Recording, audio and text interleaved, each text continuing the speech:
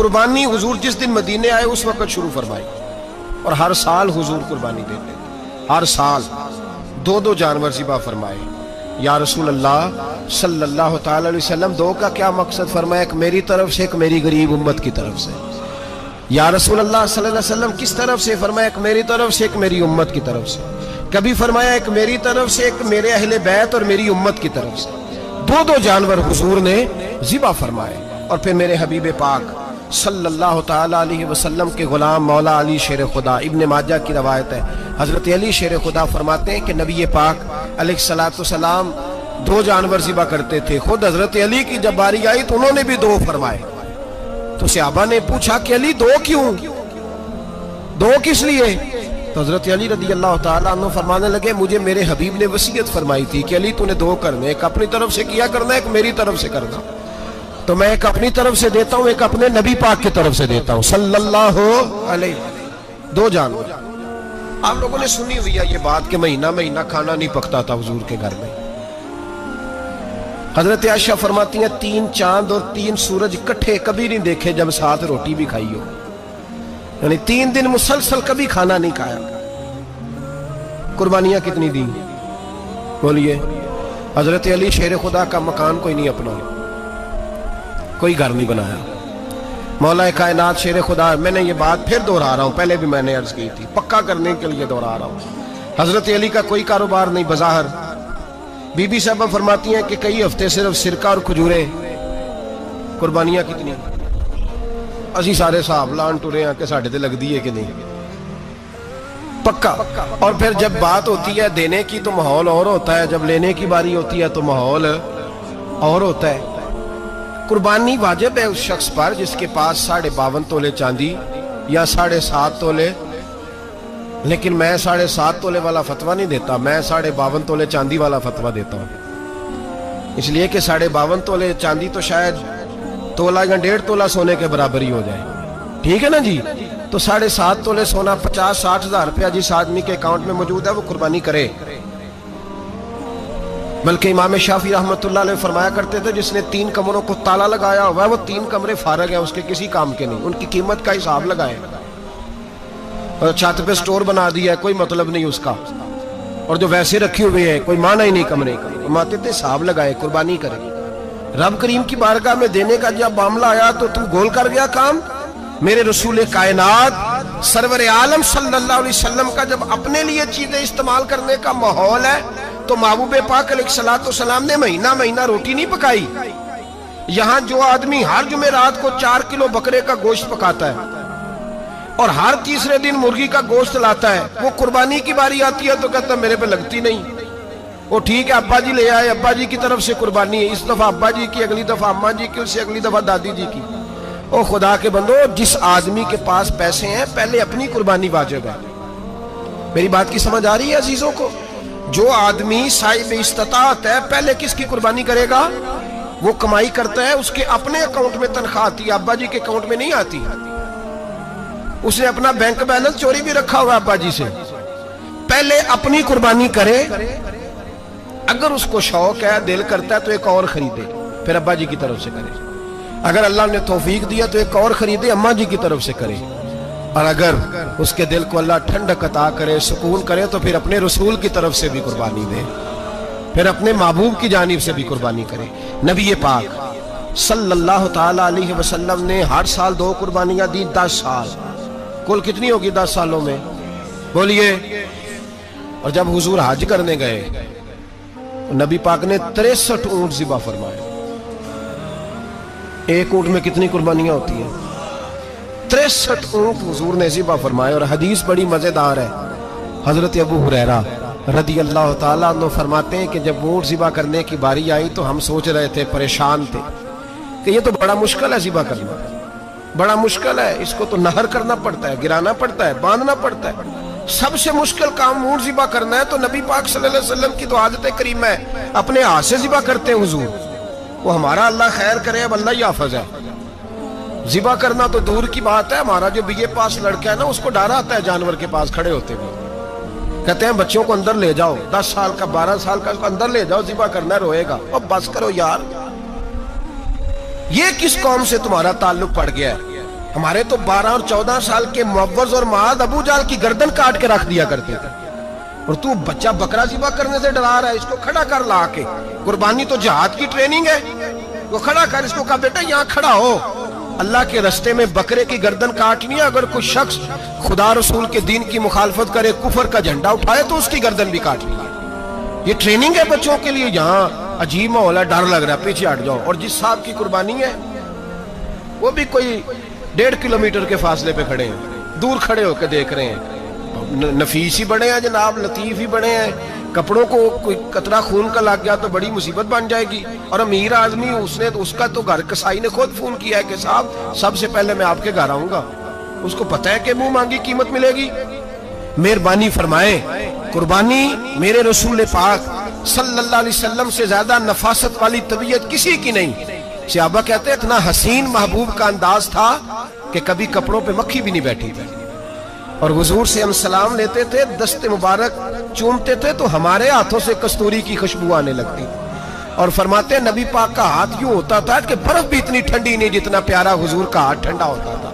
پھر بھی حضور دست مبارک میں خنجر پکڑتے، جانور کو لٹاتے اور اپنی طامت کو سمیٹتے، اور اللہ کے حبیب گھٹنا رکھتے اس کی گردن پر، اور بسم اللہ اللہ اکبر کہہ کے ذبح فرماتے۔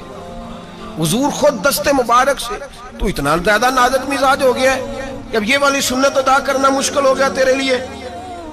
63 اونٹ ہیں، اور صحابہ کرام علیہم رضوان فرماتے ہیں کہ حال یہ ہے ہم سوچ رہے ہیں کیسے ذبح کریں گے، کیا کریں گے، کیسے گرائیں گے، اور نبی پاک صلی اللہ علیہ وسلم کہتے ہیں ہم ابھی سوچ میں ہی تھے کہ حضور نے چھری پکڑی۔ خنجر جب حضور نے اٹھایا تو فرماتے ہیں اونٹ دوڑتا ہوا آیا اور نبی پاک کے سامنے آ کے لیٹ گیا۔ فرماتے ہیں اللہ کے رسول نے بسم اللہ اللہ اکبر کہہ کے ذبح کیا، اس نے ٹانگ بھی کوئی نہیں ہلائی، پیر بھی کوئی نہیں ہلایا۔ وہ کسی شاعر نے بڑی عجیب بات کہی تھی، اس نے کہا پھنسی جو دام میں بلبل تو لگی یوں کہنے، کرے گا قتل کیا تو نے جب اسیر مجھے، کباب شمع کے شولے پہ کیجیو سیاد، شکل گل نظر آئے دم اخیر مجھے۔ وہ کہتے ہیں بلبل کو شکاری، سیاد شکاری نے پکڑ لیا بلبل کو، تو سیاد سے بلبل کہنے لگی تو نے پکڑا ہے تو قتل تو کرے گا ہی نہ، کھائے گا تو صحیح، ایک میری منت ہے۔ شکاری کہنے لگا وہ کیا؟ تو بلبل کہنے لگی جب تو مجھے ذبح کرے نا اور پکائے تو مجھے پھول سے بڑی محبت ہے، اس طرح کرنا، کوئلے اتنے زیادہ دہکانا، اس قدر زیادہ آگ جلانا کہ ان کی شکل گلاب کے پھول کی طرح سرخ ہو جائے، تو جب تو مجھے ان پر جلائے گا تو مجھے تکلیف نہیں ہوگی، اس لیے کہ محبوب کا چہرہ جو سامنے آ جائے گا مجھے تکلیف نہیں ہوگی۔ پھنسی جو دام میں بلبل تو لگی یوں کہنے، کرے گا قتل کیا تو نے جب اسیر مجھے، کباب شمع کے شولے پہ کیجیو سیاد، اور شکل گل نظر آئے دم اخیر مجھے۔ اعلیٰ حضرت بریلوی علیہ رحمہ فرمایا کرتے تھے، فرماتے تھے بڑی تکلیف ہوگی جب جان نکلے گی۔ روایتوں میں آتا ہے جس طرح باریک دوپٹہ جھاڑیوں پہ ڈالا جائے، کھینچا جائے تو پھٹ جاتا ہے، یوں تکلیف ہوگی۔ اور فرمانے لگے رسول اللہ کے غلام کو کوئی تکلیف نہیں ہوگی۔ حضور کیوں؟ فرمایا اس لیے کہ جب جان نکلنے لگے گی تو سامنے جلوہ ودھوہاد آ جائے گا، حضور کے جلوے ہوتے رہیں گے تو پتہ ہی نہیں چلے گا جان کیسے نکل گئی۔ پھنسی جو دام میں بلبل، تو صحابہ فرماتے ہیں کہ اونٹ دوڑتا ہوا آیا، حضور کے سامنے آ کے لیٹا، نبی پاک نے ذبح فرمایا، اور فرماتے ہاتھ دھو گئی۔ حضور نے توجہ فرمائی تو دوسرا دوڑتا ہوا آ گیا، تیسرا آ گیا۔ حضرت ابو ہریرہ فرمایا کرتے اونٹ ایک دوسرے کو دھکے دیتے تھے، پیچھے ہٹ جا، پہلے میں نے جانا ہے، پہلے میں نے جانا ہے۔ 63 اونٹ وادی منا میں حج کے موقع پر میرے رسول پاک نے دست مبارک سے ذبح فرمائے۔ ہر قربانی حضور نے اپنے ہاتھوں سے فرمائی۔ قربانی واجبات دین میں سے، ضروریات دین میں سے، اور کوئی اتنا لمبا چوڑا مسئلہ نہیں، بہت ساری چیزوں کو خود بخود مشکل کر لیتے ہیں۔ ٹی وی پہ خبر آتی ہے فیصل آباد کے 2 بیل ہیں، بولو اور ڈولو، پتہ نہیں کتنے من ان کا وزن ہے۔ ان سے پوچھا جا رہا ہے کہ بولو ڈولو کھاتے کیا ہے؟ تو کہتے ہیں بادام کھاتے ہیں، مکھن کھاتے ہیں، یہ جناب پتہ نہیں ان کو دودھ کتنے کلو روز پیتے ہیں، اور بولو ڈولو بیچارے سے خود نہیں چلا جا رہا، لگ ایسے رہ جیسے وہ خود کہہ رہے ہیں مہربانی کرو ہمیں ذبح کر لو، اب تو اٹھا بیٹھا بھی نہیں جا رہا۔ او خدا کے بندو، دین کی اصل حقیقت کو سمجھو۔ یہ تو حضور نے فرمایا خوبصورت جانور لاؤ، یہ کس حدیث میں آیا ہے کہ اسے بادام کھلاؤ؟ آج لوگ انسانوں کو روٹی نہیں مل رہی اور جانوروں کو بادام کھلا رہے ہو کو کھانے۔ اس کے حصے میں جو اللہ نے شے رکھی ہے نا وہ چارہ ہے، اس کو چارہ کھلاؤ اور اچھے طریقے سے پیٹ بھر کے کھلاؤ۔ جانور کو پیٹ بھر کے چارہ کھلایا جائے تو جتنی اس کی طبیعت ہوتی ہے اس حساب سے وہ صحت مند ہو جاتا ہے۔ باقی یہ تو آپ کسی شخص کو اتنا کھلا دیں کہ اس کا پیٹ اتنا بڑا ہو جائے، پھول جائے، تو وہ بیچارہ تکلیف میں آئے گا کہ نہیں آئے گا؟ یہ کس قسم کا ماحول ہے؟ ایک بکرا بکا ہے لاہور میں اور سیٹھوں نے شرطیں لگائی ہوئی ہیں، میں 5 لاکھ کا لایا ہوں تو میں 9 لاکھ کا۔ یہ کیا چکر ہوا؟ مجھے اتنا کھلایا جی، اس کو فلاں چیز۔ یہ کس نے کہا ہے کھلانے کا؟ بادام کھانا کس حدیث میں آیا؟ کس صحابی نے اپنے بکرے کو بادام کھلائے؟ کس نے مکھن کھلایا؟ کس نے پیڑے کھلائے؟ بس کرو، عجیب تماشا لگ گیا ہے۔ اور یہاں تو اتنی بری حالت ہو گئی ہے کہ عورتیں ناچنے لگی ہیں قربانی کے جانوروں کے آگے، بیبیاں بیچنے لگی ہیں۔ اللہ کے غضب کو آواز نہ دو۔ یہ قربانی ہے کہ ہر چیز کا، مذہب کی ہر شے کا مذاق بنا دیا ہے۔ جس دین نے عورت کی اپنی قربانی بھی ہو تو اس کو ذبح کرنے کی اجازت نہیں دی، مرد ذبح کرے گا۔ جو دین کہتا ہے کہ عورت ذبح نہیں کرے گی، وہ عورت بیچ سکتی ہے اللہ کے جانور؟ یہاں جس کا میں نے رمضان میں بھی کہا تھا، پھر بات دہراتا ہوں، سارا سال ناچتے گاتے ہیں اور عید کا موقع آتا ہے تو 2-4 مولوی بٹھا کے وہ دین سکھانا شروع کر دیتے ہیں۔ کوئی پتہ ہی نہیں، کوئی خبر ہی نہیں۔ جس بوتل میں کل تک شراب بک رہی تھی اسی میں دودھ پلاؤ گے؟ جس برتن میں کل تک پیشاب تھا اس میں آج لوگوں کو شہد پلاؤ گے؟ بس کرو، یہ مذاق نہیں، یہ رسول اللہ کا دین ہے۔ نبی پاک سید عالم صلی اللہ تعالی علیہ وآلہ وسلم نے کوئی ذمہ عورت کے کوئی چیز نہیں لگائی ایسی جس میں اسے مردوں کے ساتھ شامل ہونا پڑے، اور عورت سمجھ ہی نہیں رہی کہ یہ اس کی تذلیل ہے، عزت نہیں۔ صابن بک رہا ہے تو ساتھ بی بی کھڑی ہے، شیمپو بک رہا ہے تو عورت اس کی جو ہے وہ ایڈ دے رہی ہے۔ یہ عزت ہے عورت کی؟ رسوا کر دیا تم نے ہر شے میں عورت۔ اب قربانی کا جانور بھی بی بی بیچے گی؟ غیرت کہاں گئی اس قوم کی؟ میرے رسول پاک سرور دو عالم صلی اللہ تعالی علیہ وسلم کو کسی نے آ کے کہا فلاں قبیلے کے لوگوں نے عورت کو سربراہ بنایا ہے، عورت کو آگے لگا لیا ہے۔ فرمایا تباہ ہو گئے وہ لوگ انہوں نے عورتوں کو اپنے آگے پیشوا بنا لیا۔ جس رب نے عورت کو نبوت نہیں دی، امامت کرنے کا حق نہیں دیا، کس چکر میں لوگ پڑ گئے؟ 5 لاکھ کا جانور کس لیے لائے ہو؟ 5 لاکھ کا تفاخر کے لیے، دکھانے کے لیے؟ تو اگر 50,000 کا 60,000 کا بھی جانور لاتا تو اچھا آ جاتا، اور 50,000 کا جانور لائے تو 5 لاکھ میں کتنے آتے ہیں؟ بولے تو 10 جانور ذبح ہوں گے تو کتنے غریبوں تک گوشت جائے گا، کتنے گھروں کا بھلا ہوگا؟ ہر چیز کا چکر الٹا کر دیا گیا ہے۔ اور یہ صرف حج کے لیے ہوتی تو میرے رسول پاک ہر سال قربانی نہ کرتے، اور میرے نبی پاک قربانی دینے کا حکم۔ ایک اور بات بڑی لوگ پوچھنے لگے، کہتے جی گائے کی ہوتی ہے، بھینس کی بھی ہوتی ہے کہ نہیں؟ چلو جی اب نئی بات نکل آئی۔ حدیث پاک میں لفظ آیا اونٹ کا، نبی پاک نے فرمایا بکرا 1 سال کا، گائے 2 سال کی، اونٹ 5 سال کا۔ حدیث میں لفظ آ گیا اونٹ کا۔ آپ کو بندہ کہے پہلے بتائیں نر کا کہ مادہ کا، تو میں کدھر سے آپ کو حدیث نکال کے دوں جس میں نر بھی اور مادہ علیحدہ علیحدہ ہو؟ حدیث پاک میں ذکر آ گیا دمبے کا، مینڈے کا۔